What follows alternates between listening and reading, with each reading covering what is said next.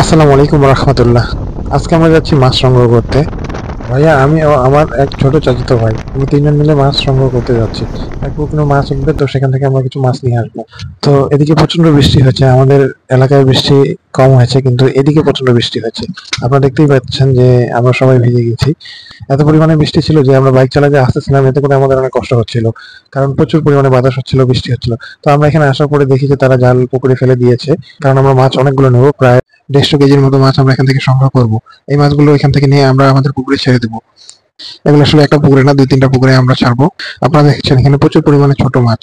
এখানে কিছু বড় মাছও ছিল, কিন্তু বেশিরভাগই ছোট মাছ। পুকুরে এর আগে আমরা কিছু বড় মাছ ছাড়ছি, যেগুলো কেজিতে 5 থেকে 7টা হয়েছে। কিন্তু এখন আমরা এই ছোট মাছগুলো ছাড়বো, কারণ বড় ছোট দুটারই প্রয়োজন রয়েছে। প্রথমে বড় মাছগুলো আমরা বিক্রি করে দেওয়ার পরে এই ছোট মাছগুলো পুকুরে রয়ে যাবে, আর পরবর্তীতে এগুলো বড় হবে এবং 6 থেকে 7 মাস পরে এগুলো আমরা বিক্রি করতে পারবো। এখানে যারা রয়েছে তারা অনেক কষ্ট করে মাছ সংগ্রহ করতেছে, কিন্তু এই মাছ সংগ্রহ করতে এবং দেখতে অনেক মজা। আপনারা যারা এভাবে মাছ সংগ্রহ করেছেন বা মাছ ধরেছেন, আপনারা জানেন যে মাছ ধরার মধ্যে যে আনন্দ কাজ করে, সেটা আসলেই অনেক সুন্দর হয়। এই পুকুরটা অনেক বিস্তীর্ণ জায়গা জুড়ে রয়েছে। মাছগুলো অনেকগুলো এই জায়গাটাতে রেখে দেওয়া হলো, কারণ এই মাছগুলো যদি এখানে না রাখি, ডাইরেক্ট আপনি পিক আপে তুলেন, তো এই মাছগুলো মারা যাবে, কারণ আমাদের মাছের চাহিদা আরো বেশি হয়েছে। কিন্তু এই মাছগুলো আমরা নিতে পারি নাই, তাই পরবর্তীতে আবার পুকুরে জাল ফেলা হয়েছে এবং আমাদের জন্য আরো কিছু মাছ সংগ্রহ করবে, কারণ আজকে আমাদের একটু বেশি মাছের প্রয়োজন রয়েছে।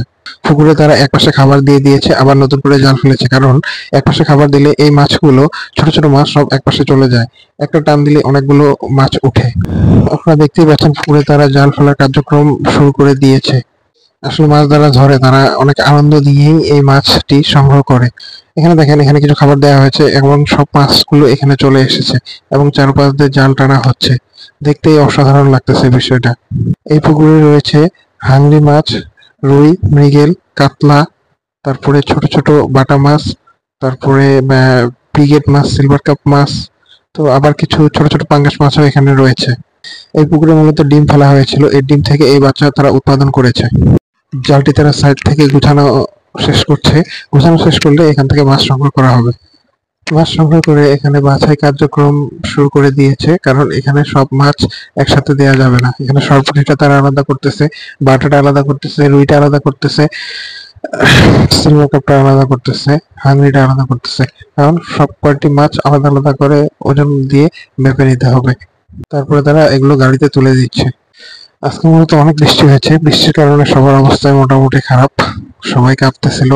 আসলে সত্যি কথা বলতে গেলে এই মাছ দেখতেই আমার অনেক সুন্দর লাগতেছে। এই যে অনুভূতিটা, এটা আসলে প্রকাশ করার মতো না। এটা যদি আপনি এখানে থাকতেন তাহলে বুঝতেন এখানে কতটা আনন্দ লাগতেছে, এখানে যারা রয়েছে আশেপাশে। মাছ বাছাই কার্যক্রম শেষ হয়ে গেলে এটা আমরা নিয়ে চলে যাব। মাছের বাছাইকরণ শেষ হয়ে গেছে এবং এর মাপও দেয়া হয়ে গিয়েছে। এখন এটা আমরা বাসার উদ্দেশ্যে নিয়ে যাব এবং নিয়ে গিয়ে আমাদের পুকুরগুলোতে সুন্দর করে এই মাছগুলো আমরা যত দ্রুত সম্ভব তত দ্রুত ছেড়ে দিতে হবে, না হলে এই মাছ মরে যাওয়ার আশঙ্কা থাকবেই। তো এই মাছগুলো আমরা 2টি গাড়িতে নিয়ে যাব। একটি গাড়িতে আমার ছোট ভাই থাকবে আর আরেকটি গাড়িতে আমি নিজেই থাকবো।